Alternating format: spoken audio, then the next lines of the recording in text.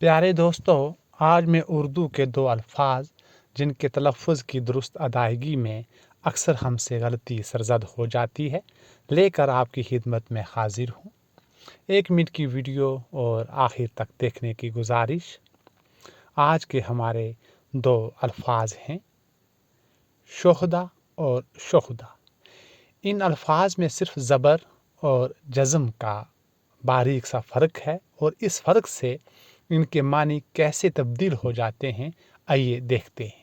شہداء، شین پر پیش، ہے پر زبر، دال اور الف، اسے پڑھیں گے شہداء۔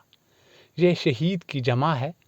کسی مقصد وحید کے لیے جان دینے والے لوگوں کو شہداء کہا جاتا ہے۔ یہاں ہے پر زبر پڑھنا کبھی نہ بھولیے گا۔ دوسرا لفظ ہے شہداء۔ یہاں شین پر پیش اور ہے پر جزم ہے۔ وہاں پہ زبر تھی اور یہاں جزم ہے، اسے پڑھیں گے شہداء۔ اس کے معنی ہیں لچا، بدماش، گنڈا، غریب، مسکین۔